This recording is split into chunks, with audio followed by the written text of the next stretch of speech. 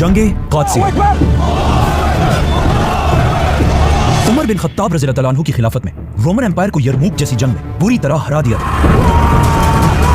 जिसके बाद अब रोमन एम्पायर की ताकत बिल्कुल टूट चुकी थी और हजरत उमर रज़ी अल्लाह अन्हु को भी पता था कि रोमन एम्पायर अस्सलामु अलैकुम वरहमतुल्लाहि वबरकातुहू। उम्मीद है आप सब खैरियत से होंगे। मैं भी अल्हम्दुलिल्लाह अल्लाह का लाख लाख शुक्र एहसान खैरियत से हूँ। आज इंशाअल्लाह जिस वीडियो को रिएक्शन देने आ रहे हैं द कोहिस्तानी, इनके चैनल का नाम है, इनका चैनल का लिंक डिस्क्रिप्शन बॉक्स में दे दूँगा। आप लोग उनका चैनल सब्सक्राइब करिएगा और मेरी वीडियो घंटे तक देखिएगा। दोस्तों, ये सीरीज़ हम चला रहे हैं हज़रत उमर बिन खत्ताब के ऊपर, जो को इसकी पूरी सीरीज़ का ये आज 6वां पार्ट इंशाअल्लाह ने चाहता हम लोग देखेंगे। और जिन हज़रात ने भी इसके पहले के पार्ट नहीं देखे हैं वो मेरे चैनल में जाके पूरे शुरू से लेकर अंत तक देख सकते हैं। दूसरी ज़रूरी बात दोस्तों, इससे पहले हम लोगों ने सीरीज़ चलाई थी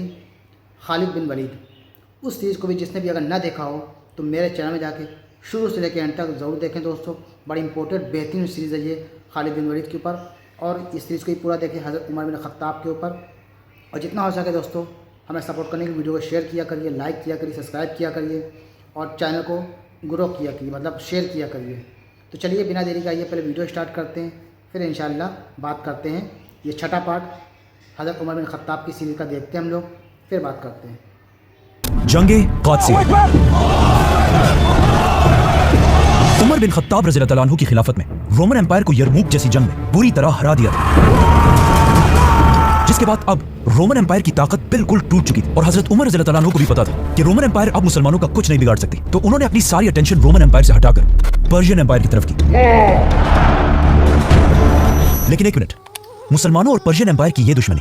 यहां से नहीं बल्कि इससे बहुत साल पहले रसूलुल्लाह सल्लल्लाहु अलैहि वसल्लम के दौर से शुरू होती है कि जब रसूलुल्लाह सल्लल्लाहु अलैहि वसल्लम मक्का को छोड़कर मदीने में थे और मक्का वालों से बहुत सारी जंगों के बाद अब फाइनली मक्का और मदीना की सुलह हो चुकी थी, सुलह हुदैबिया, जिसका सबसे क्रूशियल पॉइंट ये था कि अगले 10 साल तक मुसलमानों और मक्का वालों की कोई लड़ाई नहीं होगी। तो आप सल्लल्लाहु अलैहि वसल्लम ने इस पीस के टाइम को यूज करके मदीना की रियासत से, जो उस जमाने में बिल्कुल छोटी सी रियासत थी, वहां से उस वक्त दुनिया के सबसे ताकतवर बादशाहों की तरफ लेटर्स भेजे और उन्हें इस्लाम की तरफ आने की दावत दी, जिसमें से एक लेटर हबशा के बादशाह निजाशी की तरफ गया, जिसका वहां के बादशाह निजाशी ने बहुत अच्छी तरह जवाब दिया। इसके अलावा एक और लेटर इजिप्ट के गवर्नर के पास भी गया और एक और लेटर रोमन एम्पायर के बादशाह हरकल की तरफ भी गया। और इन सारों ने आप सल्लल्लाहु अलैहि वसल्लम के इस लेटर को बहुत इज्जत दी और बहुत तमीज से मदीना की तरफ जवाब भी भेजे। लेकिन जब आप सल्लल्लाहु अलैहि वसल्लम ने पर्शियन बादशाह खुसरो की तरफ एक मैसेंजर भेजा तो उसने इस लेटर को बिल्कुल एक मजाक समझा। आप सल्लल्लाहु अलैहि वसल्लम का मैसेंजर सीधा खुसरो के महल पहुंचे और वहां उसे रसूलुल्लाह सल्लल्लाहु अलैहि वसल्लम का मैसेज पढ़कर सुनाया कि मोहम्मद अल्लाह के रसूल की तरफ से पर्शिया के बादशाह खुसरो की तरफ, ला इलाहा इल्लल्लाह, अल्लाह के सिवा कोई खुदा नहीं है और मैं उसका रसूल हूँ। और फिर कुछ और बातों के बाद आप सल्लल्लाहु अलैहि वसल्लम ने खुसरो को हुक्म दिया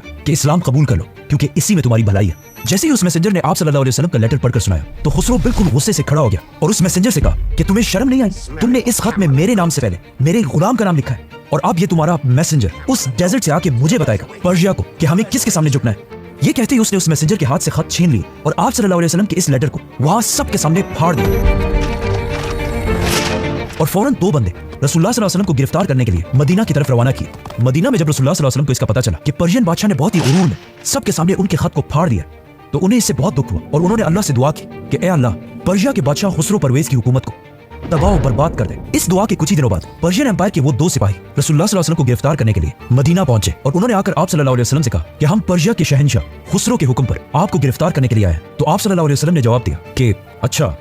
जिस बादशाह के हुक्म पर तुम मुझे गिरफ्तार करने के लिए आए हो वो अब कोई बादशाह है ही नहीं, बल्कि कल उसी के बेटे ने उसे मारकर खुद पर्शिया का बादशाह बन चुका है। ये सुनते ही उन दोनों के पैरों के नीचे से जमीन निकल गई और वो हैरान हो गए कि ये तो हो ही नहीं सकता, क्योंकि खुसरो पिछले ऑलमोस्ट 40 साल से पूरे ईरान का बादशाह था, जिसे आज तक ईरान के सबसे ताकतवर बादशाहों में से एक माना जाता है। तो उन दोनों ने आप सल्लल्लाहु अलैहि वसल्लम को जवाब दिया कि आपको पता भी है आप क्या कह रहे हैं, और साथ ही बहुत सारी धमकियां भी, और कहा कि जब हम ये बातें अपने शहंशाह को बताएंगे फिर आप देखिए आपके साथ क्या होता है। तो आप सल्लल्लाहु अलैहि वसल्लम ने उन्हें जवाब दिया कि जाओ बता दो अपने शहंशाह को और उसे ये भी बताना कि मेरा दीन और मेरी हुकूमत वहां तक जरूर पहुंचेगी जहां तक पर्शिया की हुकूमत पहुंची है, और ये तो कुछ भी नहीं है बल्कि मेरा दीन उससे भी आगे वहां तक पहुंचेगा जहां तक घोड़े और ऊंट भी नहीं जा सकते।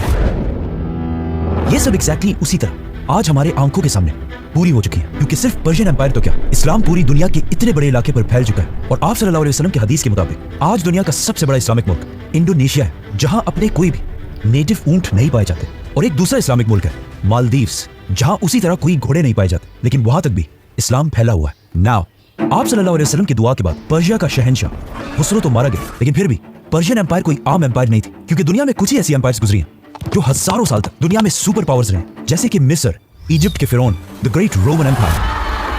और पर्शियन एम्पायर, जिसे सबसे पहले साइरस द ग्रेट ने एक सुपर पावर बनाया, जिसे आज बहुत सारे हिस्टोरियंस जुल्करनैन भी समझते हैं। खुसरो को मारने के बाद उसका बेटा पूरी पर्शियन एम्पायर का बादशाह बन गया,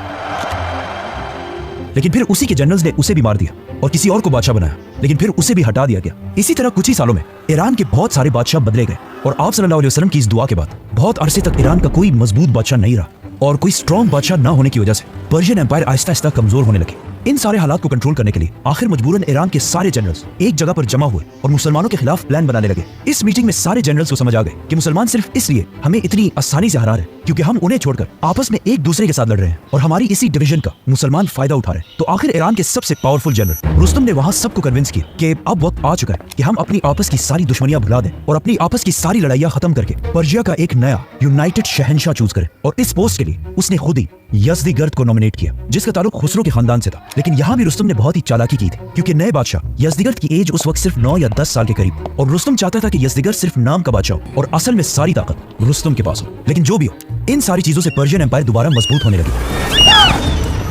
खालिद बिन वलीद भी पर्शियन एम्पायर को छोड़कर अबू बकर रज़ियल्लाहु अन्हु के हुक्म से रोमन एम्पायर की तरफ चले गए और उसी के साथ खलीफा की अटेंशन भी पर्शियन एम्पायर को छोड़कर रोमन एम्पायर की तरफ चली गई और यहाँ पर्शियन एम्पायर में मुसलमानों की स्पीड बिल्कुल खत्म हो गई। अब जब खालिद बिन वलीद रोमन एम्पायर की तरफ गए तो वहां बहुत तेजी से ये सारे इलाके फतह कर लिए और जब मुसलमानों ने आखिर हजरत उमर रज़ियल्लाहु अन्हु के दौर में अमेसा जैसी इंपॉर्टेंट सिटी को फतह कर लिया, उसके बाद रोमन और पर्शियन एम्पायर की बर्दाश्त की हद बिल्कुल खत्म हो गई, जिसके बाद हिस्ट्री में पहली बार एक ऐसा काम हुआ जो इससे पहले सोचना भी इम्पॉसिबल था कि मुसलमानों के खौफ से रोमन और पर्शियन एम्पायर एक हो गए और अपने पिछले 800 साल की दुश्मनियां भुलाकर खत्म कर दी और एक दूसरे के इतने करीब आए कि रोमन बादशाह हरकल ने अपनी पोती मानिया की शादी पर्शियन बादशाह यज़दिगर्द से कराई, जिसकी एज ज्यादा से ज्यादा 12 या 13 साल के करीब। और इन दोनों ने ये प्लान बनाया कि हम दोनों एम्पायर्स अपनी आर्मीज को एक दूसरे के बॉर्डर से हटाकर अपने सेंटर्स में जमा करेंगे और फिर जब हमारी सारी फौज एक जगह जमा हो जाएगी तो हम एक साथ ही मुसलमानों पर हमला करके इन्हें खत्म कर देंगे। जब खलीफा उमर रज़ियल्लाहु अन्हु को इस डील का पता चला तो अब उनके सामने बहुत ही बड़ा चैलेंज था क्योंकि अब एक ही टाइम पर उन्हें उस जमाने के 2 बड़े सुपर पावर से एक साथ लड़ना था। रोमन एम्पायर में तो खालिद बिन वलीद और अबू उबैदा की लीडरशिप में मुसलमानों की काफी बड़ी फौज मौजूद थी, तो उन्होंने रोमन एम्पायर को छोड़कर पर्शियन एम्पायर के लिए फौज जमा करना शुरू कर दी और अपने कैपिटल मदीना से सहाबा को पूरे अरब में फैला दिया ताकि वो जाकर पर्शियन एम्पायर के खिलाफ मुसलमानों को जिहाद के लिए उभार सके। और खुद उस साल हज करने चले गए। जैसे ही हजरत उमर हज से वापस आए तो उन्होंने मदीना में एक अजीब सा मंजर देखा कि जहां तक उनकी नजर पहुंच रही थी वहां तक मुसलमानों का एक समंदर खड़ा था और ये सब पर्शियन एम्पायर के खिलाफ मुसलमानों की फौज में शामिल होने आए थे। तो हजरत उमर ने इन सबको रेडी होने का हुक्म दिया और फिर खुद इन्हें लीड करके मदीना से रवाना हुए। जैसे ही वो थोड़ा आगे पहुंचे तो बाकी बड़े साहबा अब्दुर्रहमान बिन औफ और अली रज़ियल्लाहु अन्हु ने उन्हें जाने से रोक दिया और कहा, अगेन बिल्कुल यरमूक की तरह इस जंग में भी आपका जाना बहुत ही डेंजरस होगा, तो आप यही मदीना में रहे क्योंकि हमें यहाँ से रोमन और पर्शियन एम्पायर दोनों से एक ही टाइम पर लड़ना है। तो हजरत उमर रज़ियल्लाहु अन्हु ने आखिर उनकी बात मान ली और कहा कि अगर मैं नहीं जाऊंगा तो फिर कौन मुसलमानों की इस इतनी अजीम फौज को लीड करेगा,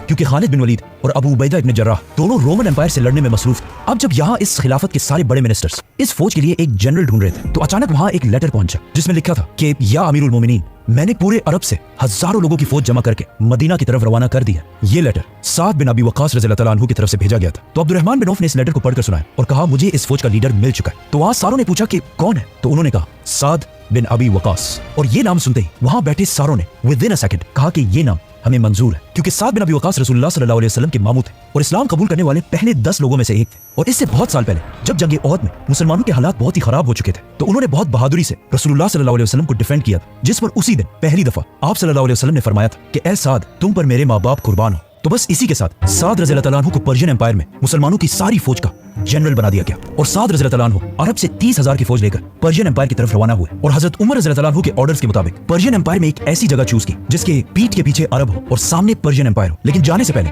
हजरत उमर रज़ियल्लाहु अन्हु ने साद बिन अबी वक्कास को ऑर्डर्स दिए थे कि जंग से पहले रसूलुल्लाह सल्लल्लाहु अलैहि वसल्लम की सुन्नत के मुताबिक पहले पर्शियन शहंशाह को इस्लाम की तरफ आने की दावत जरूर देना। तो साद बिन अबी वक्कास ने ऐसा ही किया और कादसिया के मैदान पहुंचकर मुसलमानों का एक ग्रुप पर्शियन एम्पायर के कैपिटल मदाइन टेसेफोन की तरफ रवाना किया। अब जब पर्शियन एम्पायर के कैपिटल में लोगों को इस बात का पता चला कि पहली बार इस नई इस्लामिक खिलाफत से लोग हमारी तरफ आ रहे हैं तो दूर दूर से जमा होकर इनका इंतजार करने लगे कि आखिर ये कौन लोग हैं कि इनसे रोमन और पर्शियन एम्पायर दोनों घबराती हैं और किस प्रोटोकॉल के साथ ये पर्शियन एम्पायर में दाखिल होंगे। लेकिन मुसलमानों को देखकर ये सब हैरान रह गए क्योंकि उन्होंने देखा कि कुछ बिल्कुल सादा लोग आम से कपड़े पहनकर विदाउट एनी प्रोटोकॉल इस सिटी में दाखिल हुए। तो वहां खड़े सारे लोगों ने कहा कि ये लोग हैं जिनसे हमारे अजीम शहंशाह डरते हैं। ये मुसलमान सीधा मदीन में यज़दिगर्द के महल के अंदर गए और उसके तख्त के सामने खड़े हो गए। तो पर्शियन एम्पायर के शहंशाह यज़दिगर्द ने इनसे पूछा कि तुम लोग हमारी एम्पायर में क्यों आए, क्या तुम लोग हमारे आपस की लड़ाइयों का फायदा उठा रहे हो। तो एक साहबी ने उसे जवाब दिया कि बिल्कुल नहीं, बल्कि हम तो आपकी तरफ अल्लाह और उसके रसूल मोहम्मद सल्लल्लाहु अलैहि वसल्लम का मैसेज लेकर आए हैं। तो अब या तो तुम्हें इस्लाम कबूल करना पड़ेगा और या मुसलमानों को जिजिया देना होगा, वरना हमारी तलवारों का सामना करने के लिए तैयार हो जाओ। पर्शियन बादशाह के महल के अंदर घुसकर उसे सबके सामने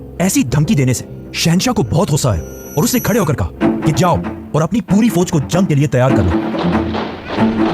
क्योंकि अब मैं तुम्हारी तरफ पर्शियन एम्पायर की पूरी फौज को अपने सबसे ताकतवर जनरल रुस्तुम के साथ तुम लोगों की तरफ भेजूंगा और वो तुम सबको कादसिया के मैदान में ही गाड़ देगा। और इन मुसलमानों को और भी शर्मिंदा करने के लिए शहंशाह ने मिट्टी का एक टोकरा मंगवाया और इनसे पूछा कि तुम में से सबसे ऊंची नस्ल हाई फैमिली में से कौन है। तो यज़दिगर्द ने इस मिट्टी के टोकरे को उनके सर पर रखने का हुक्म दिया, जिसके बाद मुसलमान वहां से चले गए। नाउ मुसलमानों के जाने के साथ ही पर्शियन एम्पायर की सारी फौज भी 60,000 लोगों के साथ एक जगह जमा होकर कादसिया के मैदान की तरफ रवाना हो। जब मदीना में हजरत उमर रज़ियल्लाहु अन्हु को इस सब का पता चला तो उन्होंने सीधा एक मैसेंजर साद बिन अबी वक्कास की तरफ भेजा कि मुझे कादसिया के मैदान के एक एक कोने का मैप बनाकर भेजो, क्योंकि हजरत उमर रज़ियल्लाहु अन्हु इस जंग की एक एक चीज की खबर रखना चाहते थे और जंगों की प्लानिंग मदीना में बैठकर ऐसे करना चाहते थे जैसे ये जंग उनकी आंखों के सामने हो रही हो। तो हजरत साद रज़ियल्लाहु अन्हु ने मुसलमान इंजीनियर्स के साथ कादसिया के मैदान का एग्जैक्ट नक्शा बनाया और उसे मदीना की तरफ अमीरुल मोमिनीन के पास भेजा। अब जब ये सब कुछ यहाँ पर हो रहा था तो वहाँ पर्शियन कैपिटल में यज़दिगर्द लोगों को जमा करके उन्हें यह बता रहा था कि किस तरह उसने मिट्टी के टोकरे से मुसलमान मैसेंजर्स की बेइज्जती की। और ये सुनकर सब वहाँ हंसने लगे, लेकिन वहाँ बैठा एक नजूमी परेशान हो गया और उसने यज़दिगर्द के पास आकर उसे बताया कि ये तो आपने बहुत ही गलत काम किया, क्योंकि हमारे सारे स्टार्स और गैलेक्सीज के नॉलेज के मुताबिक जो आदमी यहाँ से मिट्टी लेकर गया है, इसका मतलब ये है कि वो सिर्फ मिट्टी नहीं बल्कि पूरे ईरान की सरजमीन को भी साथ लेकर गया है। ये सुनकर बादशाह ने फुल स्पीड अपने सोल्जर्स को उस मिट्टी के पीछे भेजा, but it was too late. मुसलमान कादसिया पहुंच चुके थे। इन निगोसिएशंस और बाकी सारी चीजों में ऑलमोस्ट 3 महीने गुजर गए, जिससे पर्शियन एम्पायर की फौज का बहुत सारा टाइम वेस्ट हो गया और इनका जो पुराना प्लान था कि पर्शियंस और रोमन्स मिलकर मुसलमानों पर एक साथ हमला करेंगे, वो प्लान पूरा ना हो सका, क्योंकि रोमन फौज मुसलमानों से जंग के लिए यरमूक के मैदान पहुंच चुकी थी, लेकिन उनके दोस्त पर्शियन एम्पायर की फौज अब तक रेडी नहीं थी। आखिर यरमूक के मैदान में मुसलमानों ने खालिद बिन वलीद की लीडरशिप रोमन एम्पायर की फौज को बहुत ही बुरी तरह हरा दी। तो अब रोमन एम्पायर में मुसलमानों को कोई खतरा नहीं था और हजरत उमर रज़ियल्लाहु अन्हु को भी पता था कि यरमूक की जंग के बाद अब रोमन एम्पायर मुसलमानों का कुछ नहीं बिगाड़ सकता। तो उन्होंने हजरत अबू उबैदा की तरफ एक ऑर्डर भेजा कि इस सबसे पहले जो फौज खालिद बिन वलीद के साथ इराक से तुम्हारी तरफ आई थी उसे वापस इराक में साद बिन अबी वक्कास की तरफ भेजो। तो हजरत अबू उबैदा ने ऐसा ही किया और रोमन एम्पायर से 6000 की फौज पर्शियन एम्पायर में कादसिया की तरफ रवाना की। लेकिन इस फौज के पहुंचने से पहले Persian general Rustam Persian empire की फुल ताकत के साथ मुसलमानों की तरफ बढ़ रहा था और आखिर साल 636 में जंगे यरमूक के कुछ ही अरसे बाद पर्शियंस और मुसलमानों की फौज कादसिया के मैदान में एक दूसरे के आमने सामने हुई। लेकिन अब मसला ये था कि मुसलमानों और पर्शियन फौज के दरमियान एक रिवर बह रही थी और मुसलमानों को पिछले एक्सपीरियंस से पता चल चुका था कि कभी भी दरिया को खुद क्रॉस नहीं करना। कादसिया के मैदान में 1 महीने गुजरने के बाद भी रुस्तम ने मुसलमानों पर हमला नहीं किया और बार बार जंग डिले करने की कोशिश कर रहा था। तो इस टाइम को यूज करके मुसलमानों के जनरल साद बिन अबी वक्कास ने अपने जनरल्स की ड्यूटीज लगाई और कादसिया में मुसलमानों की पोजीशन मजबूत करने लगे, जिसमें सबसे इंपॉर्टेंट मुसलमानों के खाने पीने और बाकी चीजें अरेंज करने का रोल था, क्योंकि ये सारी चीजें मुसलमानों ने पर्शियन बाजारों से खरीदी थी और वहां मुसलमानों को सारे बहुत ही बुरी नजर से देखते थे। इसीलिए साद रज़ियल्लाहु अन्हु ने ये इतना इंपॉर्टेंट रोल उन्हीं में से एक आदमी को दिया जो बहुत साल पहले इस इलाके को छोड़कर मुसलमान हो चुके थे, जिनका नाम था सलमान फारसी रज़ियल्लाहु अन्हु। इसके अलावा साद बिन अबी वक्कास कादसिया की हर खबर यहाँ से बहुत दूर मदीना में खलीफा तक पहुंचाने के लिए कादसिया और मदीना के दरमियान घोड़ों का एक नेटवर्क बनाया, क्योंकि कहा जाता है कि साद रज़ियल्लाहु अन्हु कादसिया की जंग से पहले हर दिन हजरत उमर रज़ियल्लाहु अन्हु की तरफ 2 लेटर्स भेजा करते थे और ये लेटर्स इतनी तेजी से पहुंचते थे कि जब एक घोड़ा लेटर लेकर कादसिया से रवाना होता था और रास्ते में जहां पर ये घोड़ा थक जाता था, एग्जैक्ट उसी जगह पर एक दूसरा फ्रेश घुड़सवार इस लेटर को लेकर मदीना की तरफ दौड़ता था। इसी तरह कादसिया से ये लेटर घोड़ों के रात और दिन भागने से फुल स्पीड मदीना तक पहुंच जाता था। और सिर्फ यही नहीं बल्कि इसी तरह का एक नेटवर्क मदीना से रोमन एम्पायर में। तो दोस्तों, यह था हमारा एक्शन जो आपने देखा हज़रत उमर बिन ख़त्ताब की सीरीज़ का ये 6वां पार्ट अल्हम्दुलिल्लाह हमने आज मुकम्मल किया है। अब इंशाअल्लाह चाहे तो 7वें पार्ट से आपसे मुलाकात करेंगे। तब तक इस सीरीज़ को आप लोग शेयर करिए, लाइक करिए, सब्सक्राइब करिए और जिन हज़रात ने भी शुरू से नहीं देखा वो जाके मेरे चैनल पे शुरू से लेकर अंत तक ज़रूर देखें, क्योंकि हज़रत उमर बिन ख़त्ताब हमारे दूसरे खलीफा बहुत बेहतरीन खलीफा गुजरे हैं ये, और इन्होंने अपने दौर में पूरी मुस्लिम हुकूमत को इतनी बड़ी फैला दी थी, समझ लीजिए लगभग आधी दुनिया में समझ लीजिए हुकूमत हो गई थी, इस्लामी हुकूमत। और दूसरी बात खालिद बिन वलीद, दोस्तों उनकी सीरीज़ हमने इससे पहले शुरू की थी। जिन हज़रात ने भी उस सीरीज़ को भी ना देखा हो तो मेरे चैनल पर जाके खालिद बिन वलीद की पूरी सीरीज़ मुकम्मल ज़रूर देखें। बड़ी इंपॉर्टेंट बेहतरीन सीरीज़ें हैं दोस्तों। ये